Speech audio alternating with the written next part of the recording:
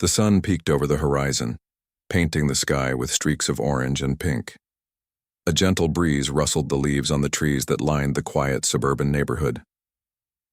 It was a peaceful morning, the kind where everything seemed to move at its own unhurried pace. Birds chirped cheerfully, and the faint hum of lawnmowers could be heard in the distance as people prepared for the day ahead. Walter Thompson stepped out of his modest home, closing the door softly behind him. At 72 years old, Walter still had an air of dignity about him. His salt and pepper hair was neatly combed, and his clothes, always clean and pressed, spoke volumes about the pride he took in his appearance.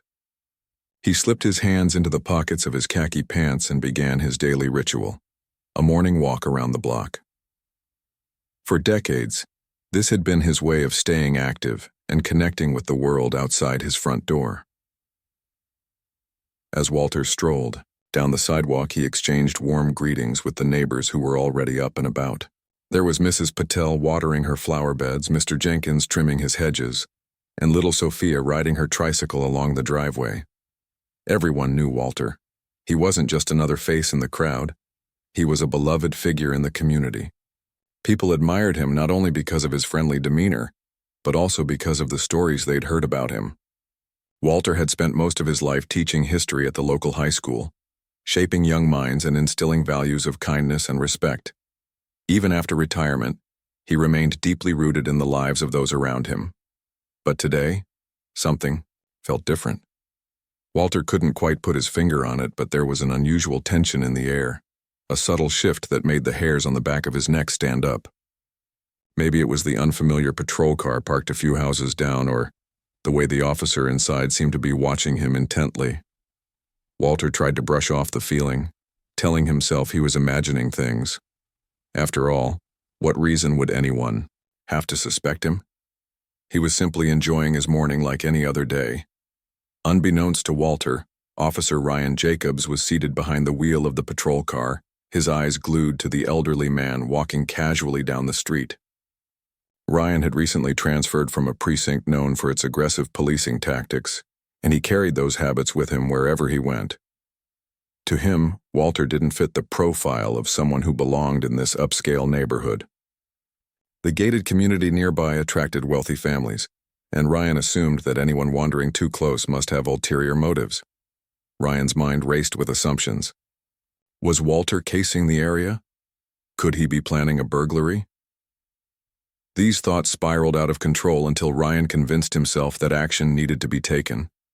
Without considering the consequences, or even whether he had probable cause, he pulled the patrol car onto the curb and rolled down his window. "Sir," he called out sharply, "stop right there." Startled, Walter halted mid-step and turned toward the sound of the voice. His expression softened when he saw the uniform, but confusion lingered in his eyes. "Can I help you, officer?" he asked politely, tilting his head slightly. "I need to see some ID," Ryan demanded, his tone clipped and accusatory. Walter blinked, taken aback by the request. "May I ask why?" he replied calmly, trying to keep his voice steady. He reached into his pocket and retrieved his wallet, pulling out his driver's license. As he handed it over, he added, "I've lived here for 25 years. This is my neighborhood." Ryan barely glanced at the ID before tossing it back onto the dashboard of his car. "What are you doing around here?" he shot back, ignoring Walter's explanation. "You realize this is private property, don't you?" Walter frowned, sensing the hostility in Ryan's demeanor. "Private property?" he repeated, gesturing vaguely to the surrounding area. "I'm just taking my usual walk. I've done this route every morning since I moved here. No one has ever questioned me before." By now, a small crowd had begun to gather. Neighbors who had been tending to their yards or walking their dogs stopped to watch the exchange unfold. Some recognized Walter immediately and stepped forward to vouch for him. "Officer, this is Mr. Thompson," said Mrs. Patel, her voice tinged with concern. "He's lived here longer than I have. He's harmless." Ryan ignored her, his focus solely on Walter. "Ma'am, please stay out of this," he snapped, waving her away dismissively. Then, turning back to Walter, he continued, "If you're not trespassing, then why were you so close to the gated community? You expect me to believe you weren't snooping around?" Walter sighed, frustration creeping into his otherwise calm exterior. "I wasn't snooping anywhere," he said, firmly. "I'm 72 years old, officer. My idea of exercise is walking down the street, not plotting crimes." Despite the absurdity of the accusation, Ryan refused to back down. Instead, he radioed for backup, escalating the situation unnecessarily. 2 additional patrol cars arrived. Within minutes, their flashing lights casting eerie shadows across the pavement. Walter watched silently as officers surrounded him, their body language aggressive and intimidating. One of them barked orders at him to place his hands behind his back. Walter complied reluctantly, his heart pounding in his chest. The metallic click of handcuffs echoed through the air as the officers secured his wrists. Gasps rippled through the growing crowd of onlookers. Someone shouted, "This isn't right. He hasn't done anything wrong." Others nodded in agreement, murmuring amongst themselves. As Walter was led to the patrol car, he caught glimpses of familiar faces, people he had taught, mentored, or simply shared smiles with over the years. Their expressions ranged from shock to anger to sadness, but none of them could intervene. All they could do was watch helplessly as the man they respected was treated like a criminal. The ride to the police station was long and uncomfortable. Walter sat in silence, staring out the window as the scenery blurred past. His mind raced with questions.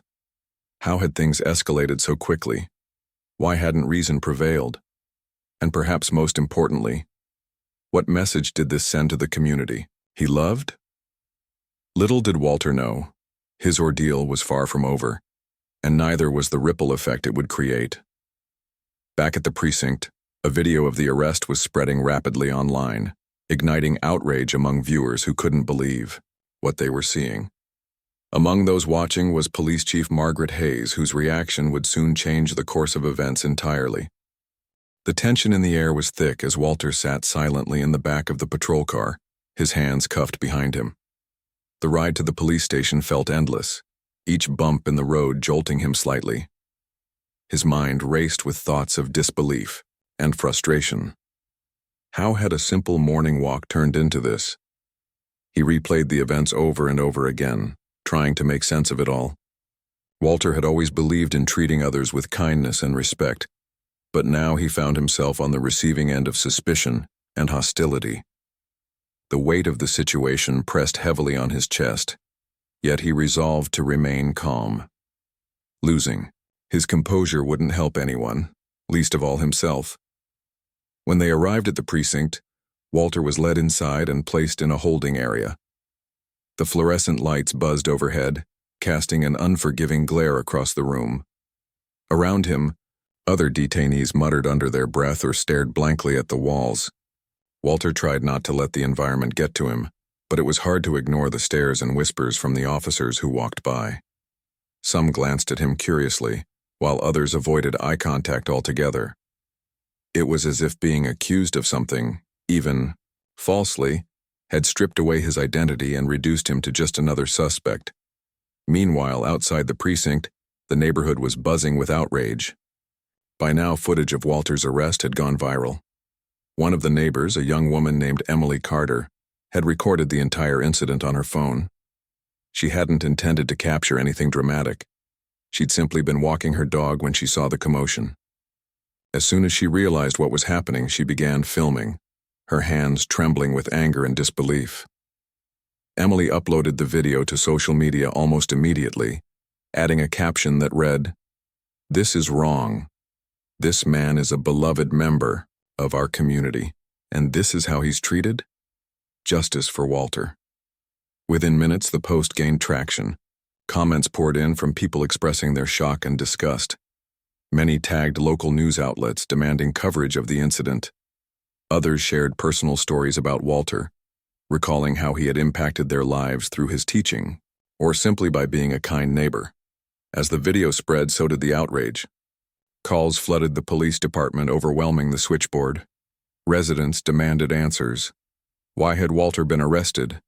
What evidence justified such extreme action? Some even threatened protests if the matter wasn't addressed promptly. Among the callers was Mrs. Patel, who refused to hang up until someone assured her that Walter would be released. Her voice quivered with emotion as she described him as one of the kindest souls you'll ever meet. Inside the precinct, the mounting pressure didn't go unnoticed. Officers exchanged uneasy glances, whispering about the growing backlash. Ryan Jacobs, the officer who had initiated the arrest, tried to defend his actions to his colleagues. "I was just doing my job," he insisted, though his tone lacked conviction. Deep down, he knew he had acted impulsively, driven more by bias than facts. Still, he clung to the belief that he couldn't afford to appear weak, not in front of his peers and certainly not in front of his superiors. Word of the controversy eventually reached Police Chief Margaret Hayes. She had been in her office, reviewing reports when one of her assistants burst in, visibly flustered. "Chief, you need to see this," the assistant said, holding out a tablet displaying the viral video. Margaret took the device and watched the clip, her brow furrowing with concern. At first glance, it seemed like a routine traffic stop gone wrong, but as she studied the elderly man being handcuffed, something about his face struck a chord within her. There was a familiarity there, a memory tugging at the edges of her consciousness. Margaret leaned back in her chair, her thoughts swirling. She rewound the video and played it again, focusing intently on the man's features. His calm demeanor, despite the chaos around him, reminded her of someone she hadn't thought about in years. Then it hit her. His voice, his posture, the way he carried himself. It was Mr. Thompson, her elementary school teacher. The realization sent a shiver down her spine. Memories came flooding back, sitting in his classroom, listening to his passionate lectures about history and humanity, the way he encouraged her to stand up against injustice, even when it was difficult. He had been one of the few black educators in her predominantly white town during the 1960s, a role model who taught her lessons far beyond academics. Overwhelmed, with guilt and horror, Margaret sprang into action.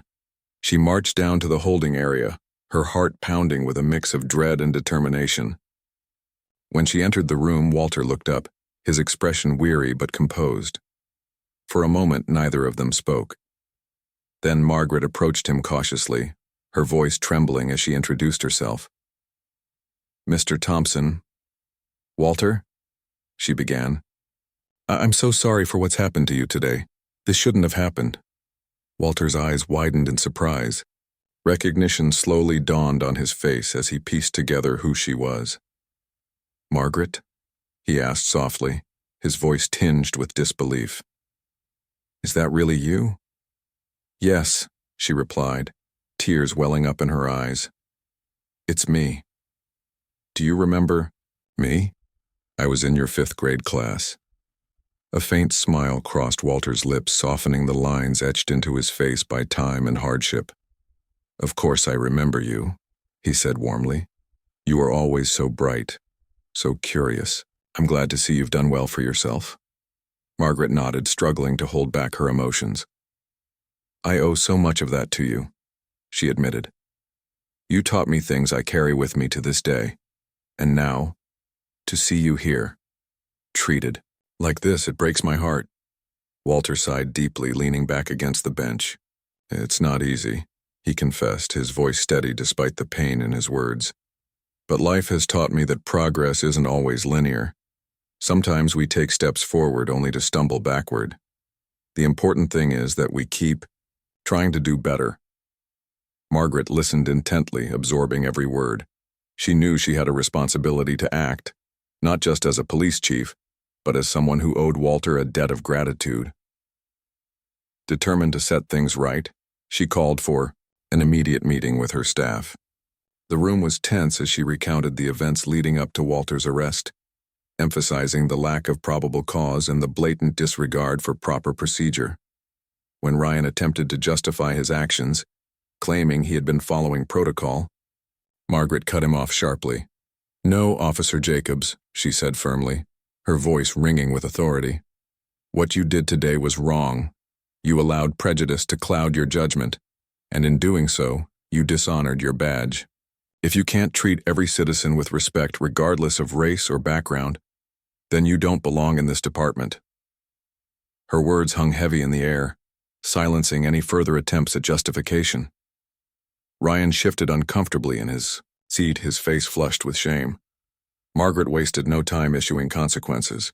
Ryan was suspended pending a thorough investigation, and the other officers involved were ordered to undergo mandatory training on implicit bias and de-escalation techniques. But Margaret didn't stop there. Knowing that accountability alone wouldn't heal the wounds caused by the incident, she decided to address the public directly. Standing before a podium surrounded by cameras and reporters, she delivered a heartfelt apology.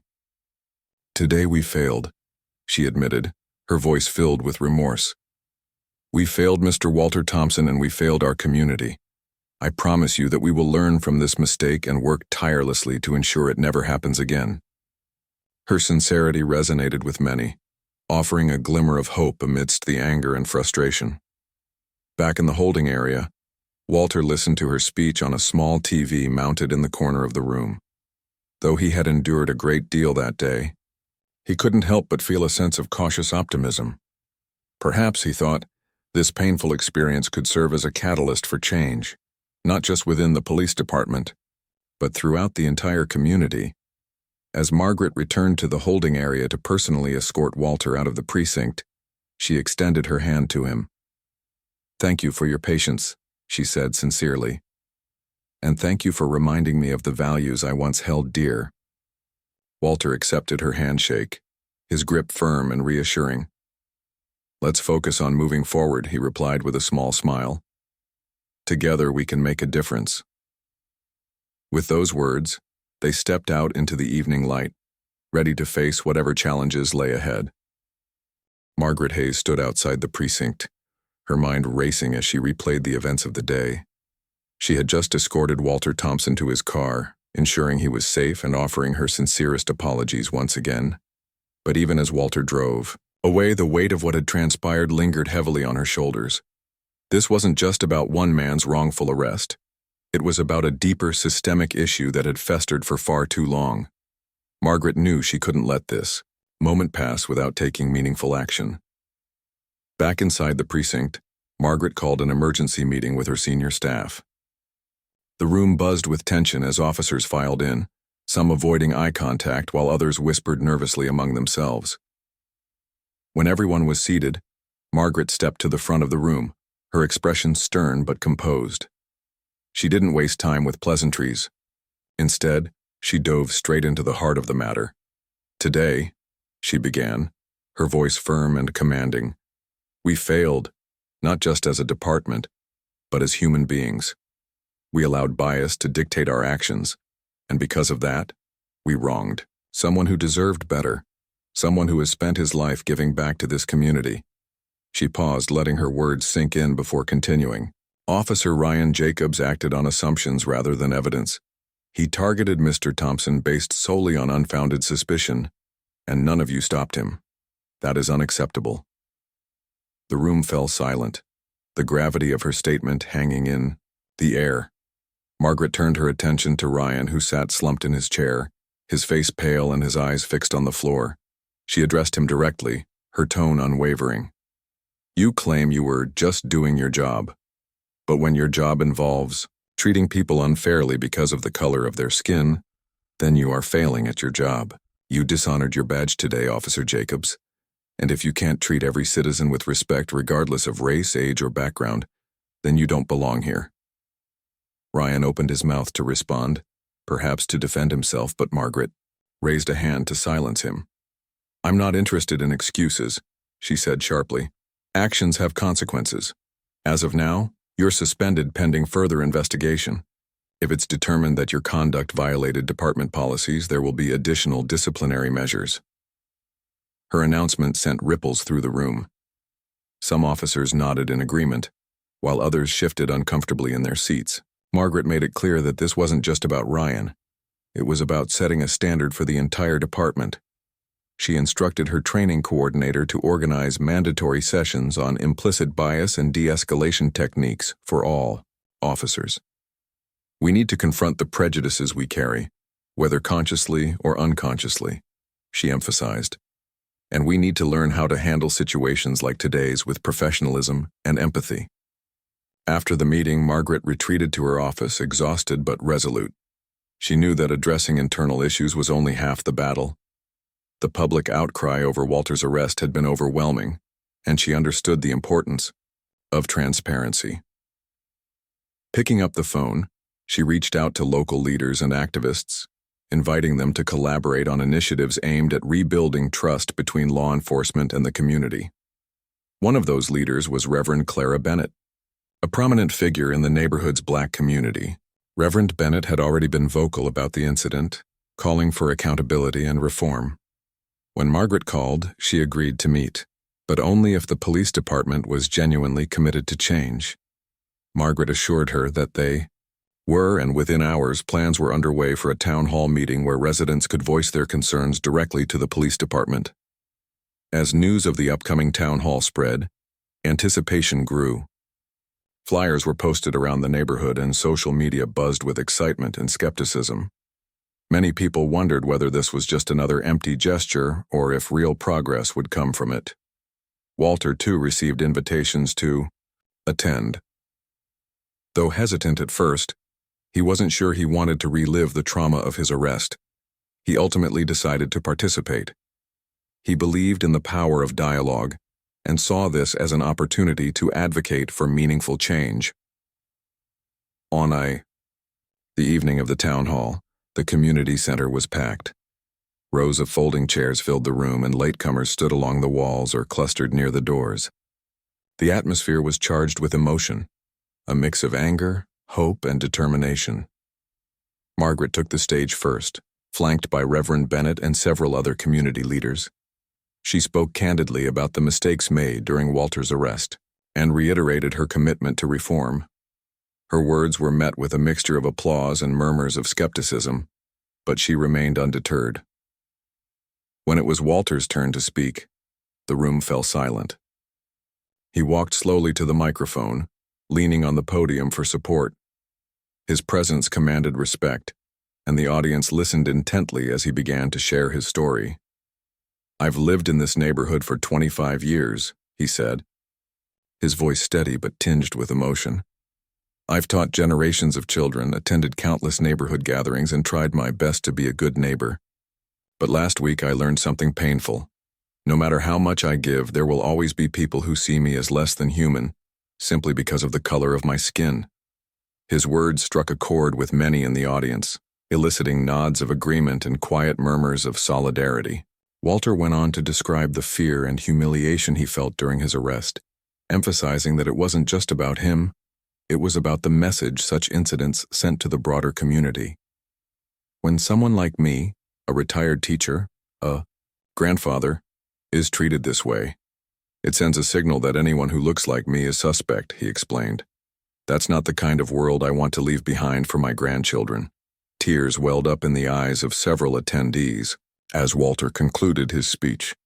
Despite the pain he had endured, his message was one of hope and resilience.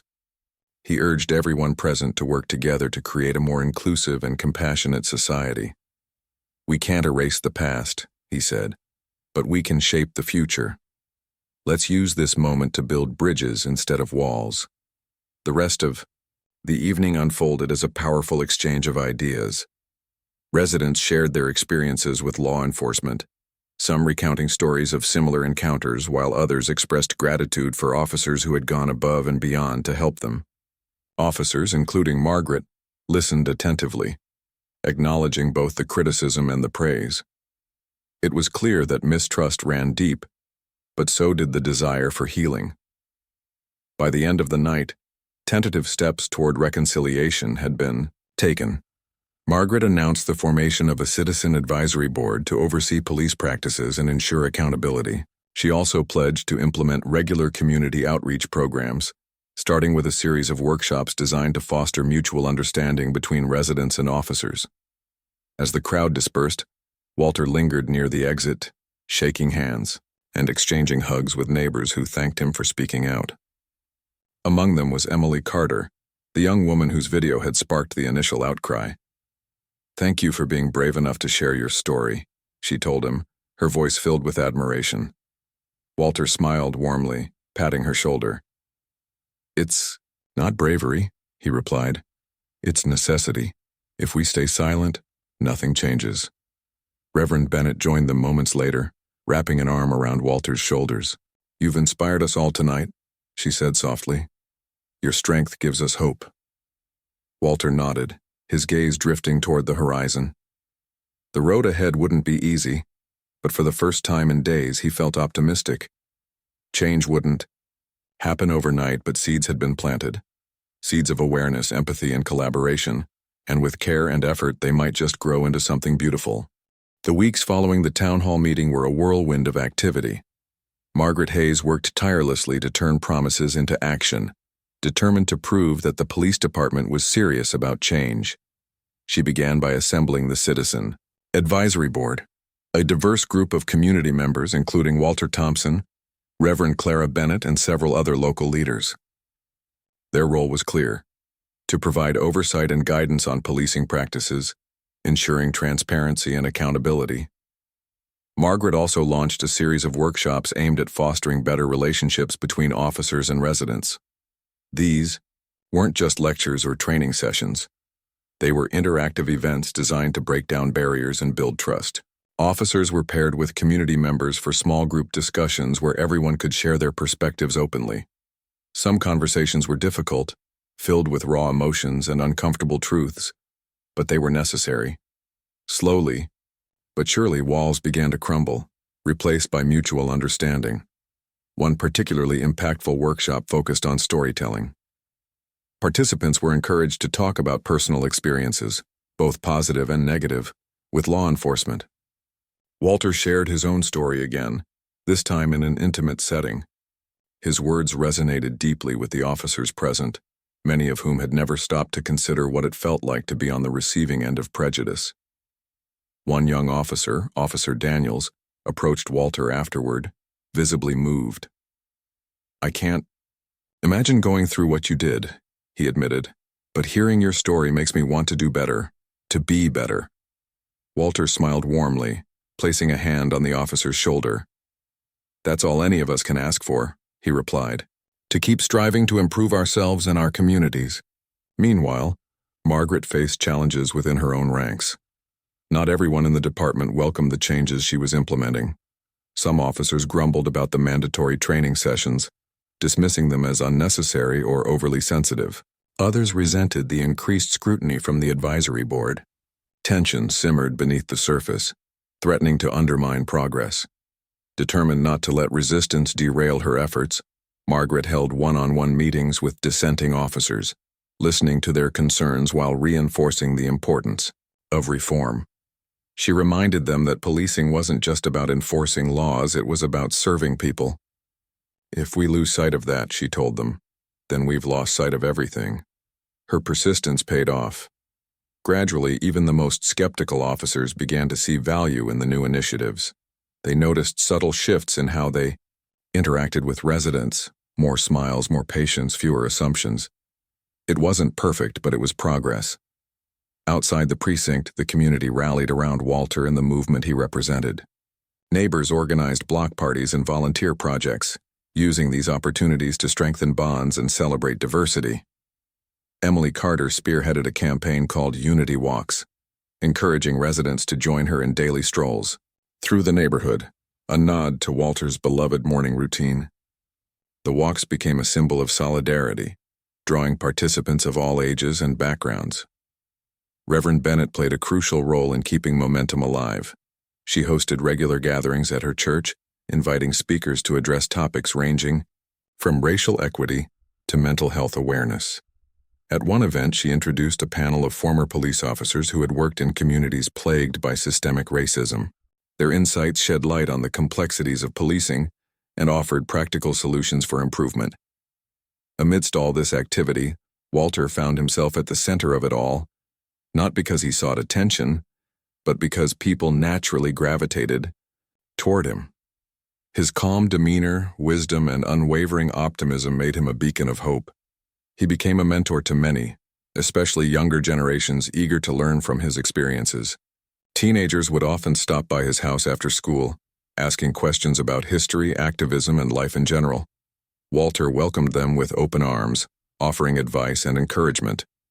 "I'm just one man," he'd say with a chuckle, But if each of you takes what you learn here and uses it to make your corner of the world a little brighter, then together, we'll create something extraordinary."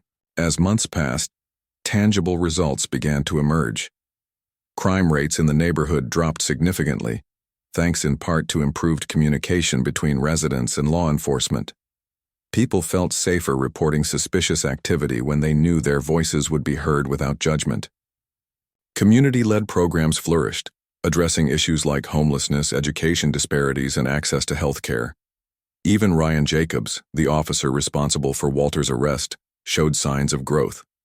After completing his suspension and undergoing intensive bias training, he returned to duty with a newfound sense of humility. Though some colleagues still treated him with suspicion, others extended olive branches, urging him to prove himself anew. During one patrol, he encountered Mrs. Patel, the neighbor who had defended Walter during the arrest. Awkwardly, he apologized for his behavior that day. To his surprise, she accepted graciously, telling him, "We all make mistakes. What matters is how we learn from them." Ryan took those words to heart, striving to approach every interaction with fairness and respect. It wasn't easy. Old habits died hard. But he was committed to change.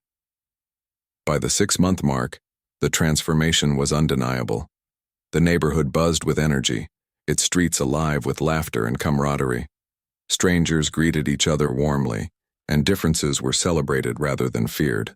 Even the media took notice, highlighting the community as a model for reconciliation and progress. Margaret invited Walter to speak at a special ceremony commemorating the department's renewed commitment to justice and equality. Standing before a crowd of officers, residents, and city officials, Walter delivered a speech that left no dry eye in the room.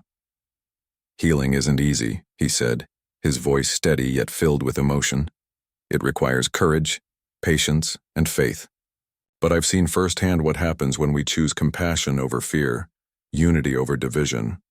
This community has shown me that even in our darkest moments, there is always hope." Applause erupted as Walter stepped away from the podium, embracing Margaret and Reverend Bennett. For the first time in a long time, the future felt bright, not because perfection had been achieved, but because the journey toward it was underway.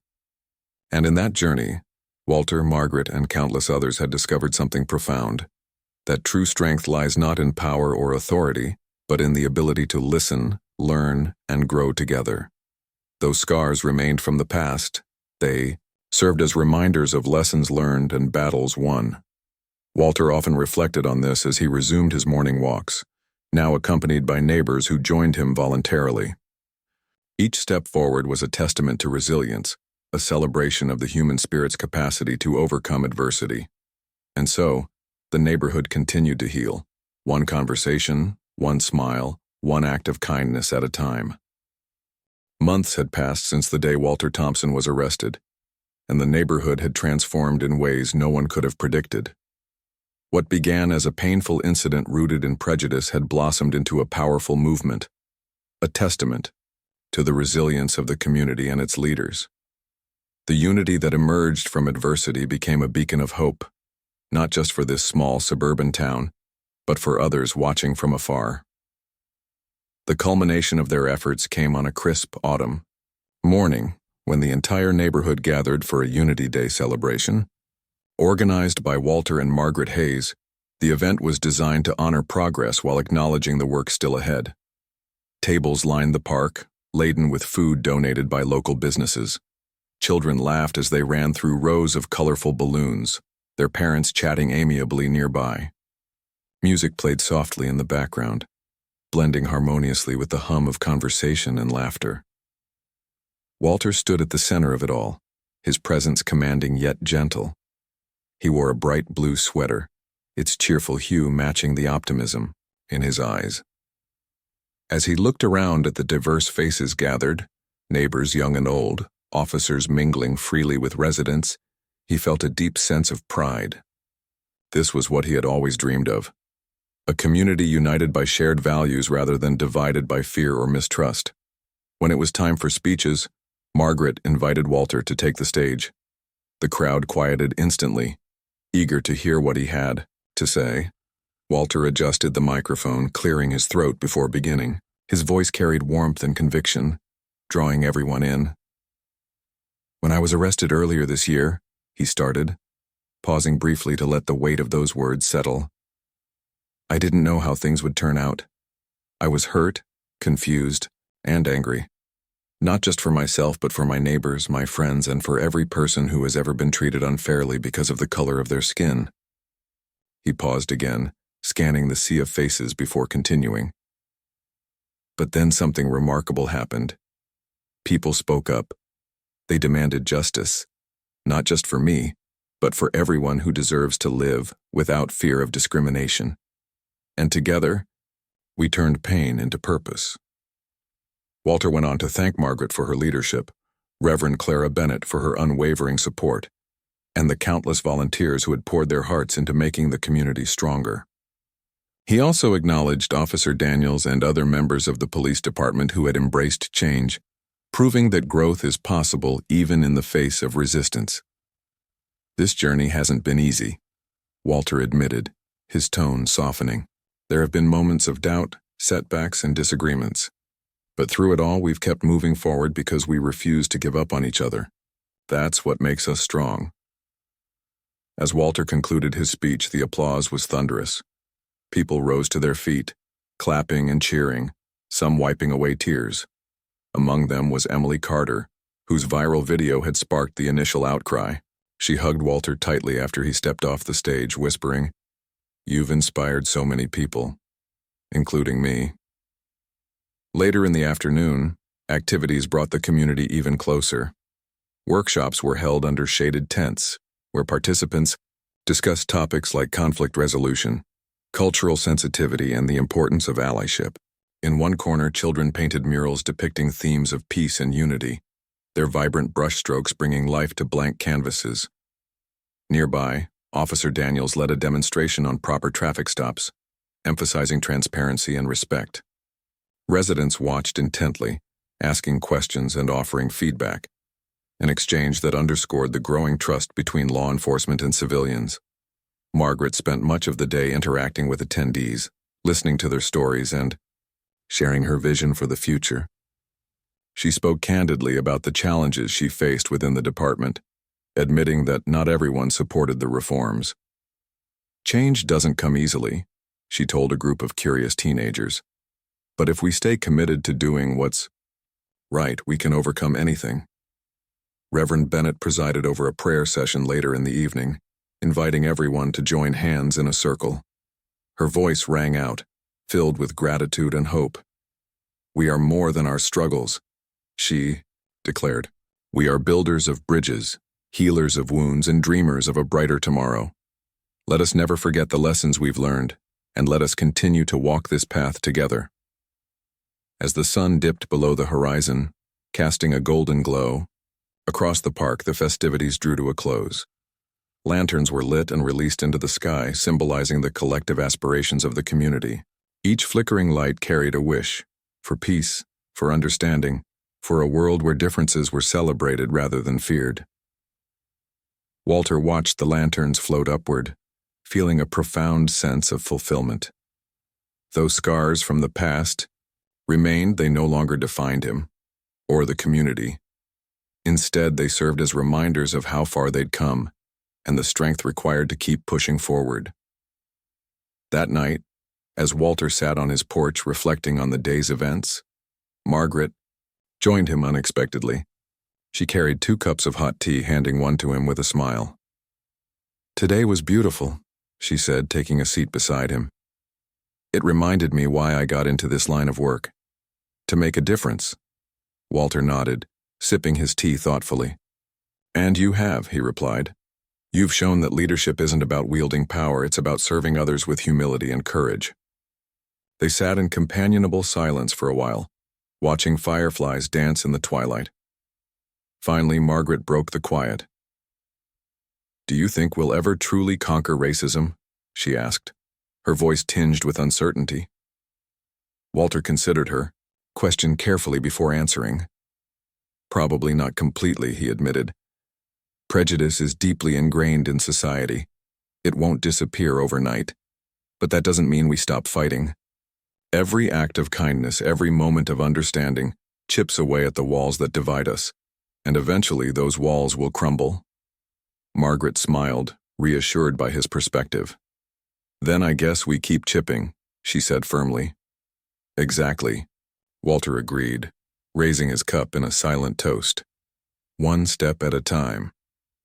In the days and weeks that followed, the spirit of Unity Day lingered. Neighbors continued to organize events, fostering connections and celebrating diversity.